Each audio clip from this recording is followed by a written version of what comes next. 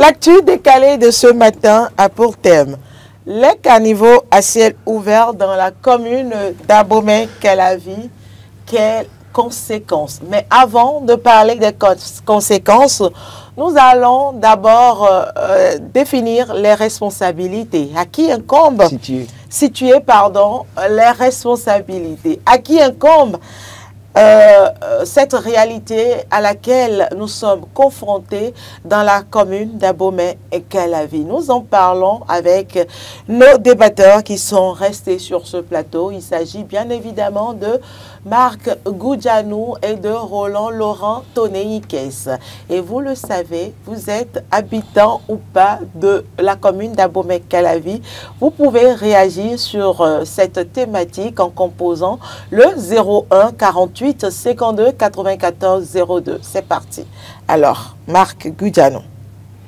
Oui, c'est vrai que c'est un phénomène récurrent, non seulement dans la commune d'Abomey-Calavi, mais dans plusieurs autres communes du Bénin.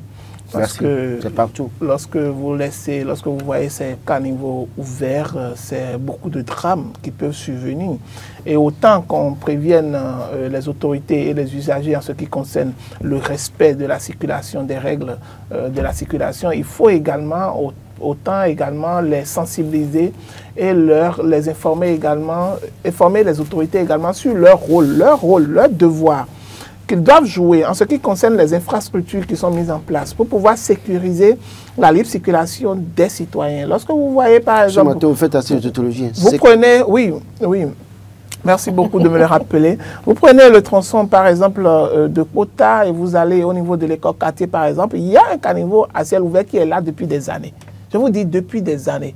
Et lorsque vous devez tourner là pour pouvoir prendre derrière le CG Abomey-Calavi, par exemple, vous voyez ce caniveau qui est toujours ouvert. Et lorsque vous finissez le tronçon pour la fin clôture SOS, par exemple, il y a également un autre caniveau qui est ouvert là, qui tombe sur la voie qui va vers Bilocès ouvert. Voilà, exactement. Donc, et je précise que la SE prend par la police chez ses parents.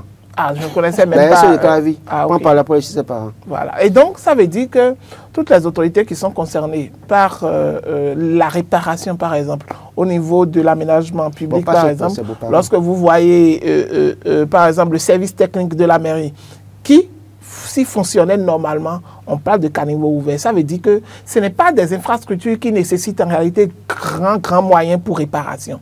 Donc, ça montre combien de fois, non seulement le service technique, mais également les élus locaux ne se sentent pas vraiment concernés par le bien-être des populations. Parce que là, il suffit juste qu'un enfant tombe dedans ou qu'une moto tombe dedans et la personne peut trépasser rapidement dans quelques secondes. Et donc, ça pose véritablement un problème. Il y a plusieurs axes également. Hein. Vous rentrez dans Aconville, on en a également suffisamment. À Sémé, on en a également suffisamment. Et là, c'est même très criard parce qu'il y a tellement d'écoles et les enfants sont tellement exposés. C'était déjà au cours de l'année passée qu'ils ont ouvert et commencé les travaux. Téléspectateurs en ligne, bonjour. Oui, bonjour madame. Bonjour, à qui avons-nous l'honneur, s'il vous plaît? Nathanaël Dubon, en direct depuis Abomey-Calavi. Monsieur Nathanaël, bonjour. Allez-y, opinez sur cette thématique. Ok, bon. Les caniveaux à ciel ouvert dans la commune de Abomey-Calavi, c'est vraiment un problème, c'est un grave problème. C'est un souci. Puisque ce que ça cause, là, nous ne sommes pas sans savoir. Il y a des piétons qui passent sur des caniveaux la nuit. Bon, ça touche par exemple, et qui se retrouvent dans ces tours de caniveaux là. Et les conséquences en sont très dangereuses. Les conséquences sont très dangereuses. Par exemple, il y a eu un ami en temps qui passait sur ces caniveaux là et puis s'est retrouvé dans le tour. On a vu ce que ça fait de la côté, hein, et il a perdu un pied à cause de ça. C'était très horrible, quoi. Donc, il faut dire que ceux qui sont responsables, la personne à qui incombe la responsabilité de ces caniveaux se lève pas diligence pour pouvoir limiter ces dégâts parce que ça cause beaucoup de personnes là où on ne pense pas. Parce que ces caniveaux... Merci à vous, monsieur Nathanaël. On vous aura compris. Et lorsque l'on parle également des caniveaux ouverts, sachez que ce sont des nids à microbes. Pour la propagation des maladies, par exemple. Lorsque le caniveau est à ciel ouvert, par exemple, il y a de l'eau qui est stagnée dedans, des déchets parfois que les gens déversent parfois dedans parce que c'est ouvert, ce n'est pas fermé. Et du coup, il y a les moustiques, d'accord, qui... À prolifération là. Et donc, ça pose également un problème d'hygiène par rapport aux odeurs qui seront dégagées à chaque fois par ces caniveaux-là. Et parfois, il y a des bonnes dames qui vendent à côté, il y a parfois d'autres personnes qui vendent non loin. Et donc, ça pose également un problème d'hygiène, Et donc, je pense qu'il faut que la responsabilité, parce que parfois, la mairie veut attendre de l'État central, que l'État central fasse un certain nombre de temps, alors que ce n'est pas évident. Vous imaginez par exemple, à Gomé, celui qui a appelé par exemple, qui est un peu vers Glo par exemple, non loin de nous ici par exemple, qui a ce problème-là et qui a causé pas énormément de dégâts. Alors que dans cette localité, il y a des élus communaux qui sont là, forcément, qui résident là et qui prennent par là tous les jours. Lorsque je prends dans Aconville où ces problèmes se posent, vous imaginez le nombre de ministres qui résident dans Abomey-Calavi et dans la zone de la Zopa. Vous prenez le nombre d'autorités ou de cadres techniques par exemple de la mairie et également qui résident dans ces zones-là. Mais pourtant, ils passent tout le temps dessus, ça ne leur dit rien. Vous prenez la rue, Laurent, vous vous rappelez la rue qui passe devant l'honorable Okunle, ou bien? Oui. C'est bien sûr, la rue qui passe devant la rue pavée. La rue, on parle de ICC par exemple. Oui. Il y a un caniveau qui est là, à ciel ouvert. Difficilement. Difficilement, quand il pleut. Devant mon église, où on a dû faire les couvertures. Et quand il y a de l'eau, d'ailleurs, même pas laisser même Okunde, quand vous allez devant la maison de l'honorable Okunlola, aujourd'hui ambassadeur en Russie, quand il pleut, oui, c'est de lui, c'est le lac Okunlola. Oui. Non, mais Okunde, avec Géco Hôtel déjà là, il y a encore les caniveaux qui sont là également. Mais au niveau de l'honorable Okunlola, c'est vrai que c'est couvert, mais d'autres, à des endroits, c'est pas couvert. Et quand il pleut, vous allez voir que c'est le fleuve Ouémé qui se déplace vers là. Bonjour. Et c'est Ayonou Lucien depuis Séville. Monsieur Ayonou Lucien, allez-y. Oui, je salue Roland et tout ce qu'on. Bonjour, monsieur. Oui, merci pour tout ce que vous faites pour la nation. C'est Dieu qui est fort. Oui. Et car au niveau à ciel ouvert, c'est un sujet très très pertinent qui préoccupe tous les citoyens béninois parce que ça crée des dégâts matériels et humains. Mais la question que vous voulez de poser, il y a un flou autour de cette question. À qui incombe la responsabilité? Selon certains, ça incombe des élus communaux. Mais il y a des cas où cette question, il faut encore se demander des choses. Par exemple, je prends le tronçon d'un marché au Romain, en allant vers le pont de Kokotome là-bas. Oui. Depuis que l'entreprise a fini ses travaux, mais ces caniveaux sont restés toujours à ciel ouvert. Depuis des années. Monsieur Ayonou, c'est parce que Carole ne nous a pas informé avant. J'ai réalisé un reportage sur ce truc-là depuis 4 ans. C'est la l'entrepreneur a pris le soin de fermer les caniveaux à ce niveau. Est-ce que ça ne compte pas la responsabilité de ça? Qui a attribué le marché? Qui a donné le marché à cette entreprise? Qui a gagné? Est-ce que même l'autorité qui est en charge, qui a remis le marché, est-ce que l'autorité a veillé que l'entreprise ferme ce caniveau à ce niveau? Oui, est-ce que le contrôle a été fait réellement? Voilà. Donc, est-ce que ça incombe vraiment les élus communaux à ce niveau? Donc, quand on dit que ça incombe la responsabilité des élus, on doit faire aussi la part des choses à ce niveau. Puisque quand l'entreprise n'a pas fini les travaux, est-ce que ça incombe d'abord aux élus locaux? Mais voilà que l'entreprise, monsieur Ayolou, voilà que l'entreprise n'a pas pu exécuter depuis des années et les élus locaux en ont conscience. Il y a eu des élections, il y a eu des représentants d'élus locaux, des élus locaux qui sont là. Normalement, est-ce qu'ils ne peuvent pas signaler déjà le problème? Parce qu'ils savent que l'entreprise là, on ne peut plus retrouver ces traces pour demander à cette entreprise de venir régler le problème. Alors, est-ce que ça ne revient pas à nos autorités de prendre des responsabilités, même de demander peut-être même au ministère des infrastructures, par exemple, de les aider à réparer, par exemple, ce type de problème qui existe énormément dans la commune d'Abomey-Calavi. Mais est-ce que le ministère, par exemple, Yakayagi, est-ce qu'il ne passe pas là? Est-ce qu'il ne voit pas ce qui se passe? Oui, eux tous passent généralement par ces voies-là.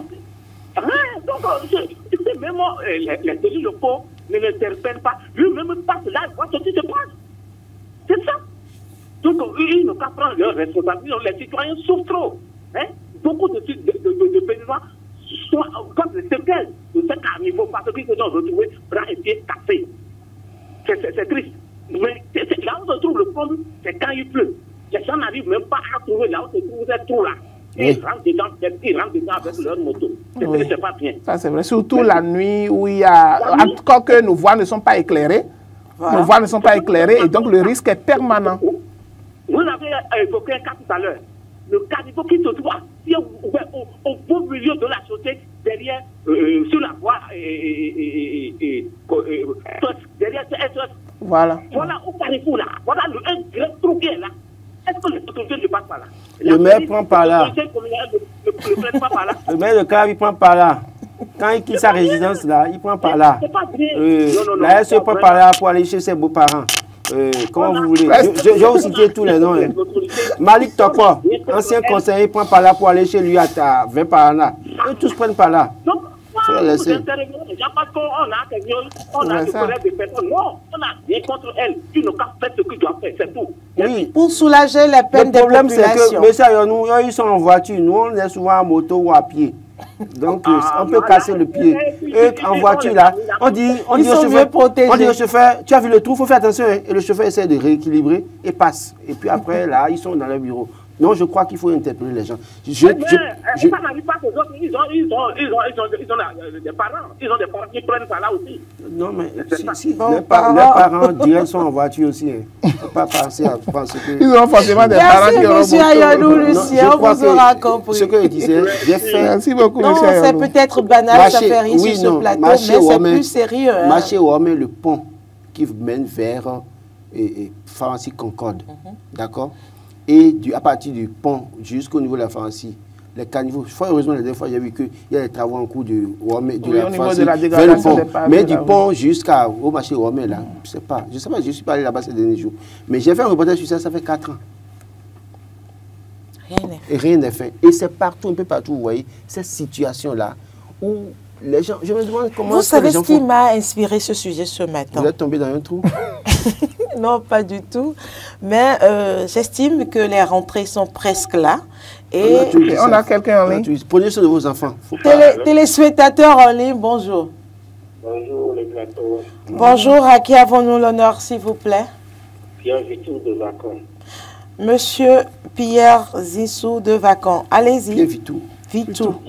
Je salue particulièrement M. Roland. Je vous salue. Il y a Marc aussi qui est là. Alors. Oui, on vous suit, M. Et pourquoi particulièrement? Justement. Oui, c'est un monsieur que j'aime beaucoup.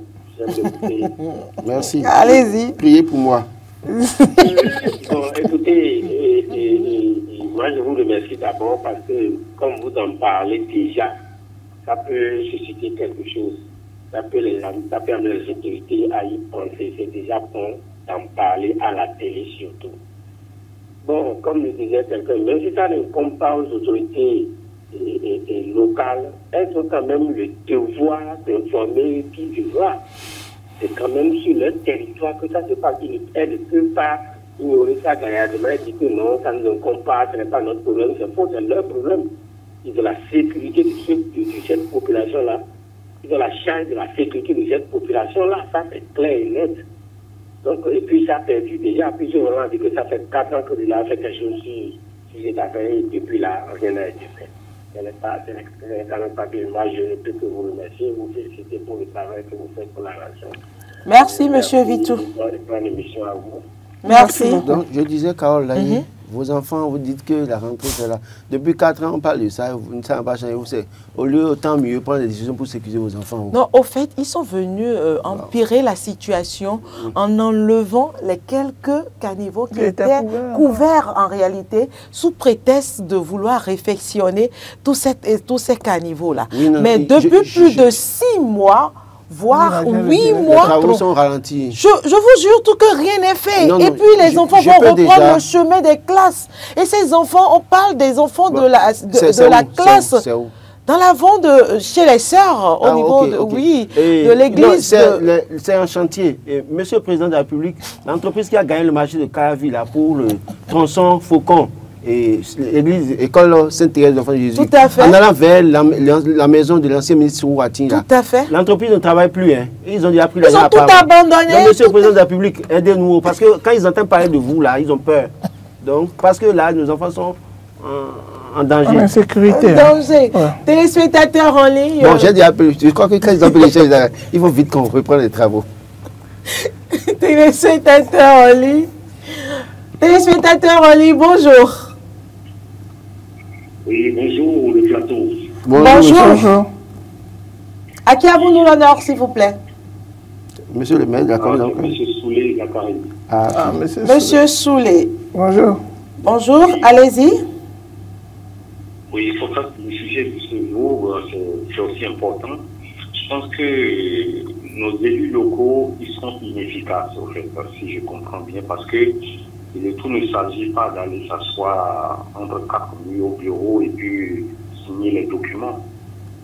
Quand on est élu locaux d'une commune, c'est comme si, parce que l'État déjà ne peut pas être présent, le gouvernement, le président, les ministres ne peuvent pas être présents dans toutes les communes chaque jour. Et quand on vous donne cette responsabilité, c'est pour représenter l'État et veiller sur la sécurité de la population aussi. Et normalement même, il y aura des moments où les maires devaient être sur le terrain. Par exemple, les fêtes de fin d'année, les maires pouvaient être dans leur ville pour distribuer des agendas, des calendriers aux commerçants. Et il faut aussi, pourquoi je parle d'inefficacité, il faut aussi désigner des gens pour sillonner la ville et détecter les défauts dans la ville. Mais ça ne se fait pas. Vous voyez. Moi, je trouve que c'est l'inefficacité. Nous essayons de le faire à leur place. Donc, moi, Merci beaucoup, monsieur Zakari. Je crois que oui. Moi, j'ai interpellé le chef de l'État d'IA pour vous, pour la sécurité de vos enfants. C'est pas pour mes enfants mais il faut que vous-même vous preniez vos dispositions. Parce que s'ils ne le font pas et que vous ne prenez pas soin de vos enfants, c'est vous qui payez le prix fort. Il n'y a pas d'assurance pour ça. D'accord? Donc, je crois que chacun. Comme j'ai dit hier, moi, je ne perds pas mon temps à dire l'État à un moment donné. Que chacun prenne soin de lui-même et prenne soin de ses enfants. Parce que vous allez dire l'État, votre enfant va casser le pied, que Dieu nous en préserve. Et puis après, vous allez dire c'est l'État, mais vous avez dit à le dégager, c'est vous qui supportez. Mais il faut quand même dire qu'il faut rappeler aux élus, aux maires, aux conseillers, pour dire, écoutez, le peuple observe. Et donc, pour les prochaines élections, le peuple peut décider de ne plus vous faire confiance. Et si vous pensez que c'est parce que vous êtes issu de la première formation politique à l'aide de la réforme du système partisan, il y a quand même un frère siamois que vous avez dans la commune qui peut avoir la confiance de la population véritablement. Je ne dis même pas que c'est l'opposition. Votre frère siamois aussi vous marque à la culotte. Bon, j'en ai fini. Marc Goudianou, votre mot de fin?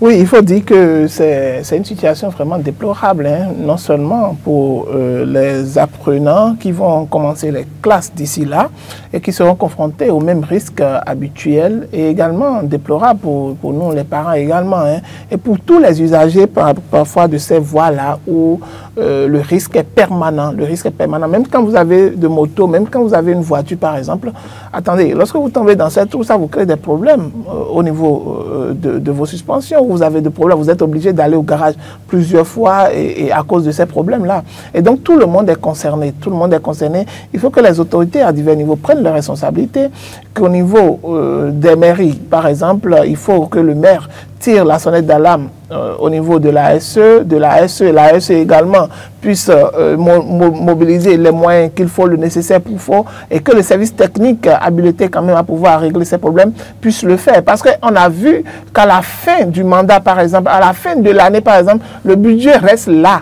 non exécuté, à fort taux.